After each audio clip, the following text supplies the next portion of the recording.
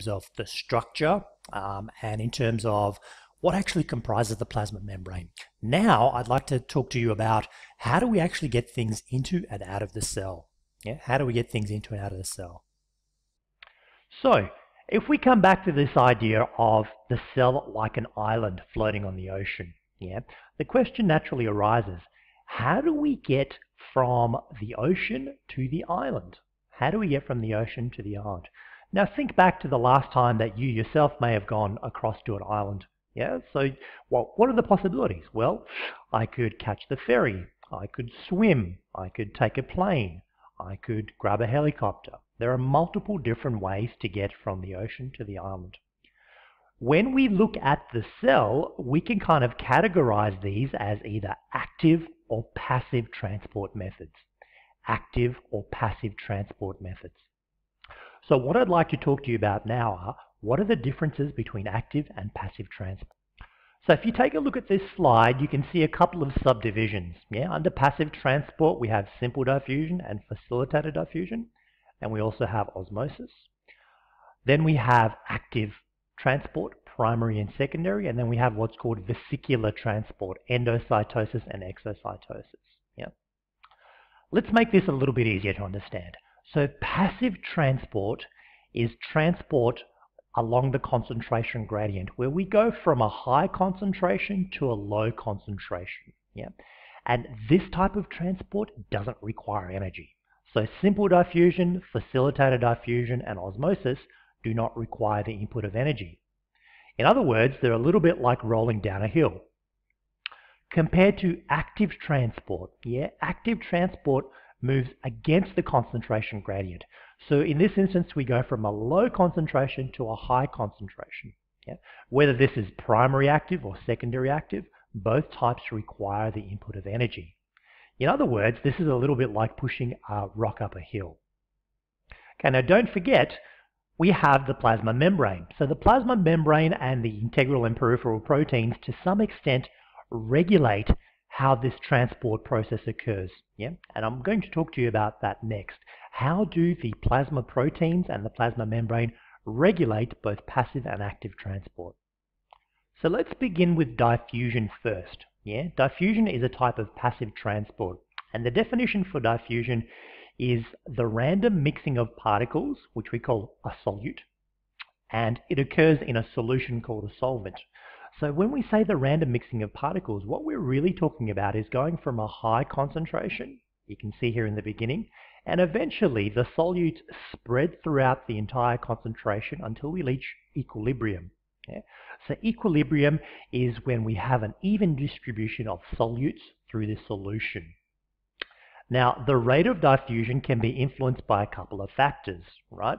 So it can be influenced by what the concentration gradient is. Remember previously we've said that the concentration gradient is the difference between the outside of a membrane and the inside of the membrane.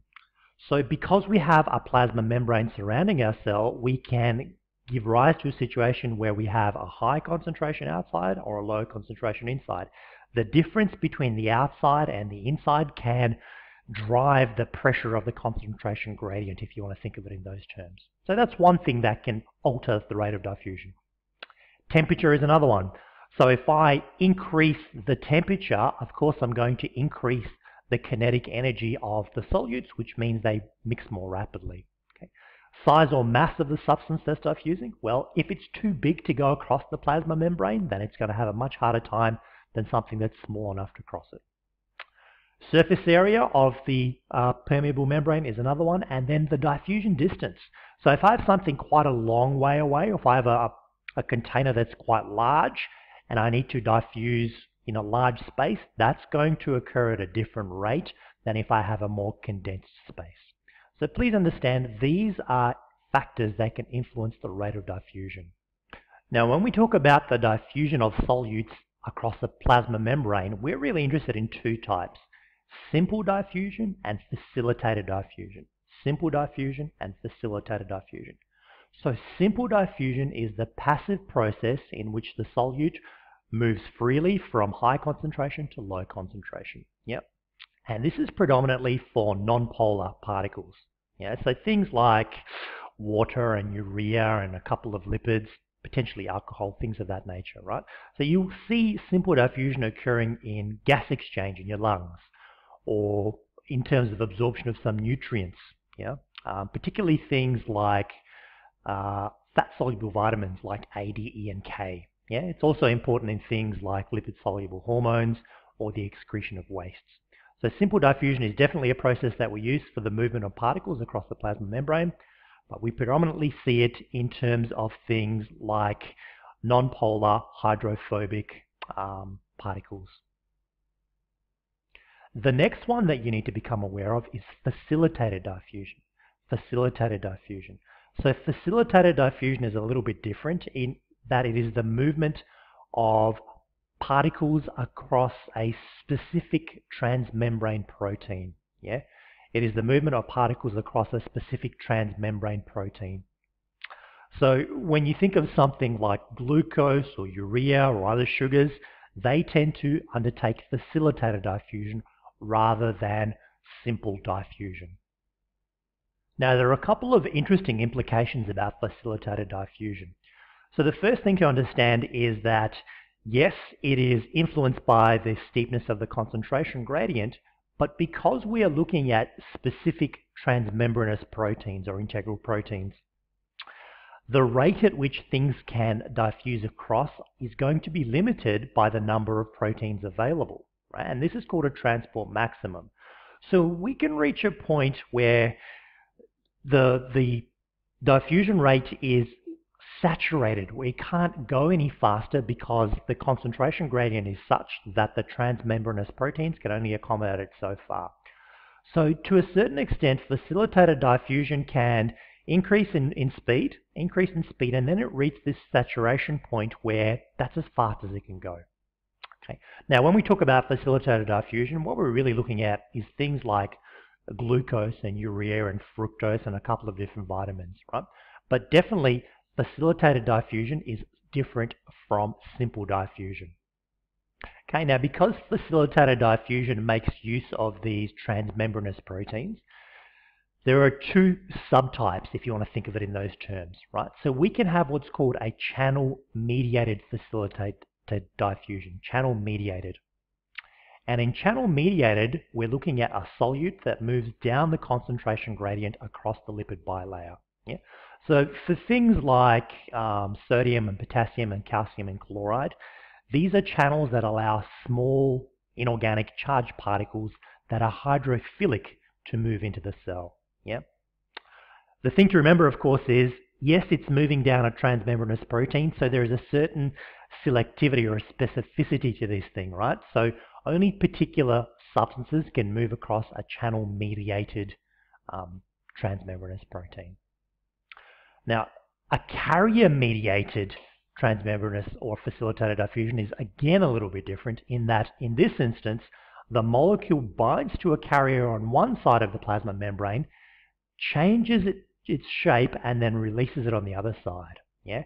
So the molecule binds to a carrier on one side of the plasma membrane, and then this causes a change in shape, causing the molecule to be released on the other side.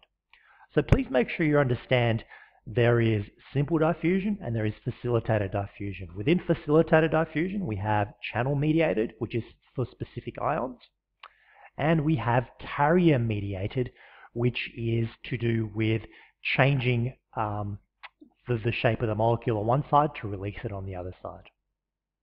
Okay. Classic example of facilitated diffusion is glucose. Yeah? So glucose will bind to a transport protein on one side, the transport protein changes shape, and then the glucose moves across the membrane. Okay. Now don't think this is a process that is requiring energy. It is not an active transport process.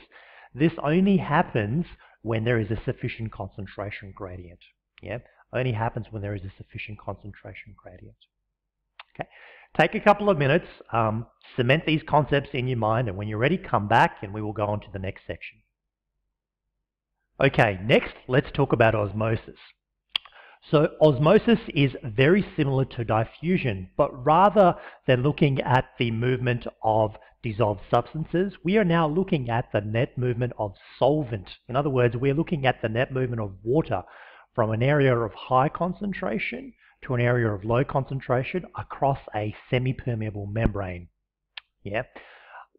Again, because this has to do with transmembranous proteins, it is regulated to a certain extent within the cell.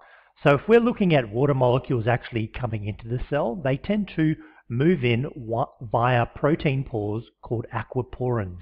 Aquaporins, yeah? So you will see a lot of aquaporins associated with the cells surrounding the kidney, where there is a requirement to have a lot of water moving in and out. Yeah, so please understand, osmosis is the movement of water from a high concentration to a low concentration across a semi-permeable membrane, that's the plasma membrane, via transmembranous proteins in this instance. Now, because it's never just water that's comprising the intracellular, the extracellular fluid, you need to understand that we have two forces or two pressures that are being generated.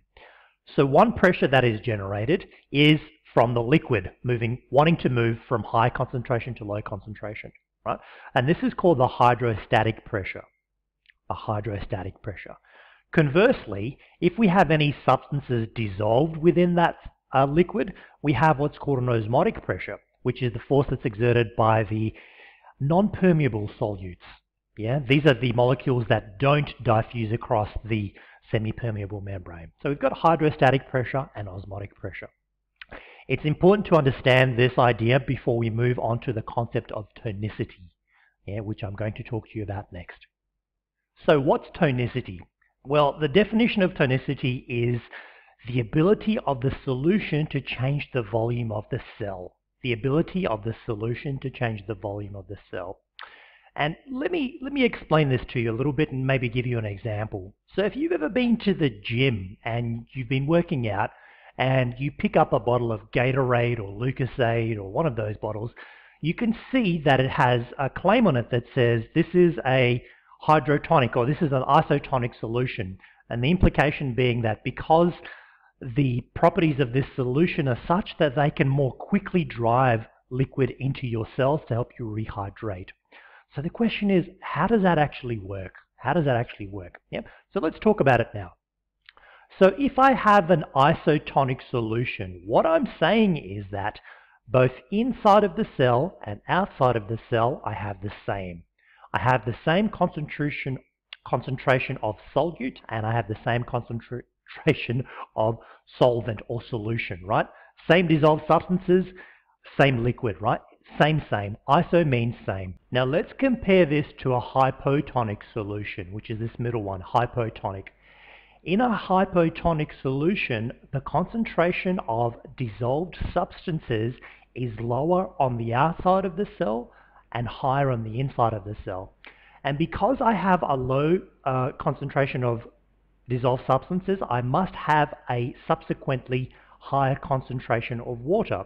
So on the outside of the cell, I have low solute, high water, and on the inside, I have high solute, low water. Well, in that case, what do you think is going to happen? What tends to happen is water goes from high to low, so it would shove water into the cell, causing the cell to expand in this nature. Hypertonic solutions must be the other way around. So in a hypertonic solution, I have a higher solute and a lower water concentration outside of the cell. Correspondingly, I have a lower solute and a higher water concentration on the inside of the cell.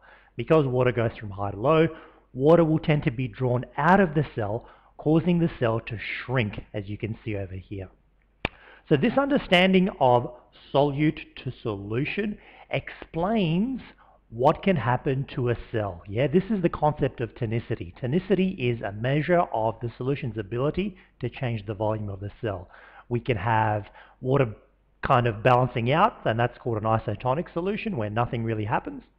We have a hypotonic solution in which the cell expands and balloons out, and we have a hypertonic solution in which the cell shrinks. So I know that this can be a challenging concept. Take a few moments here and review this discussion about osmosis and tonicity and then when you're ready, come back and we'll get into the process of active transport. Okay, welcome back. Now let's discuss active transport.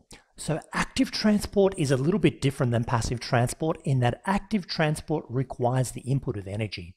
Yeah. In other words, by using active transport, we can pump against the concentration gradient. We can pump a substance from a low concentration to a high concentration. Whereas in passive transport, we can only go from high to low. In active transport, we can go from low to high. But in order to do this, we need to use energy. Okay. Now, the energy form that we use is called ATP, adenosine triphosphate.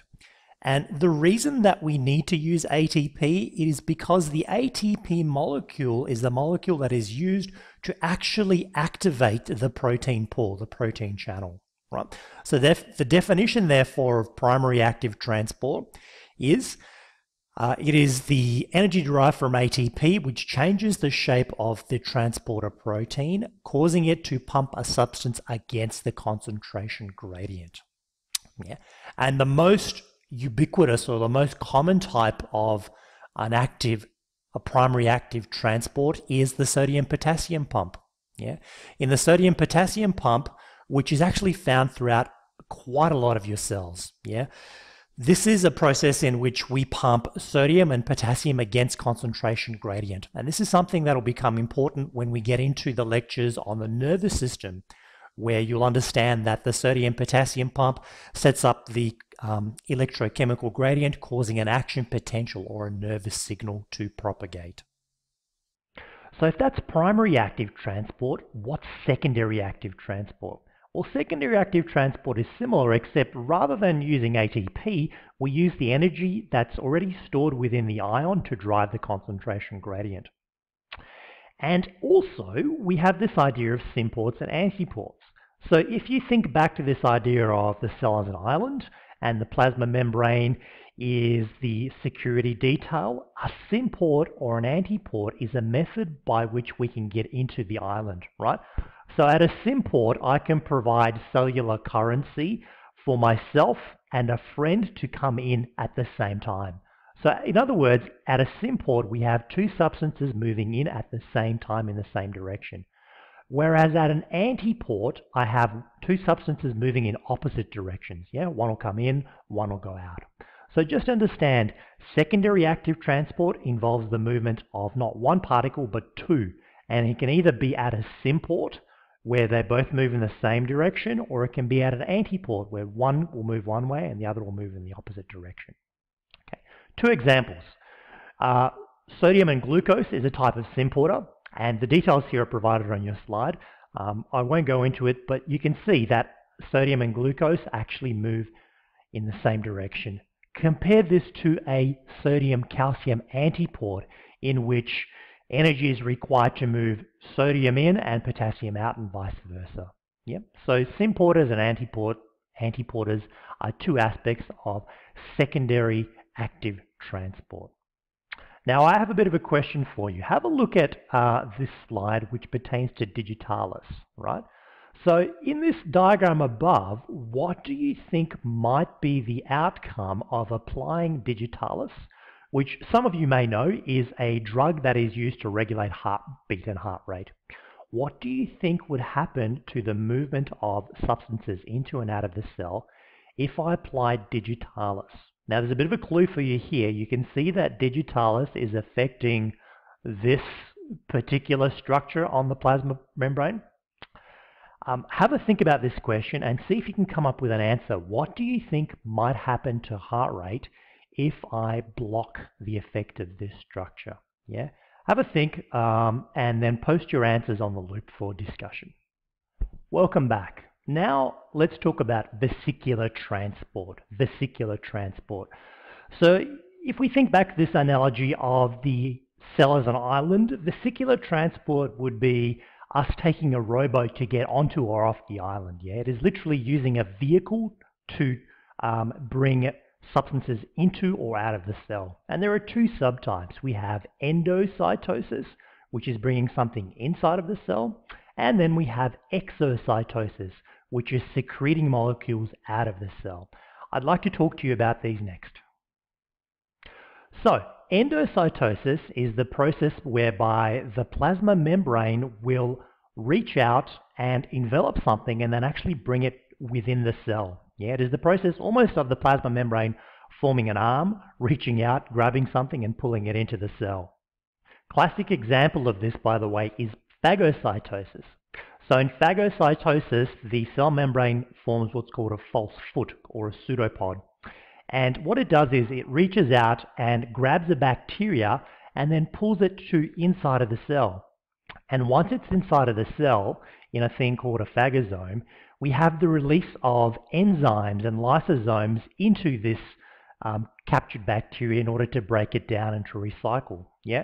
So phagocytosis is one very famous example of endocytosis, bringing substances into the cell via vesicular transport. And of course, if we have cell eating, we can also have cell drinking. So the process of actually drinking the fluid of another cell, if you want to think of it like that, is called pinocytosis. Yeah, it's the idea that the fluid is transferred. So please make sure you understand these types of vesicular transport. Okay. Now let's talk about exocytosis. Exocytosis. So exocytosis is the secretion of a substance outside of the cell, and there are two types. There is constitutive and regulated. Constitutive and regulated.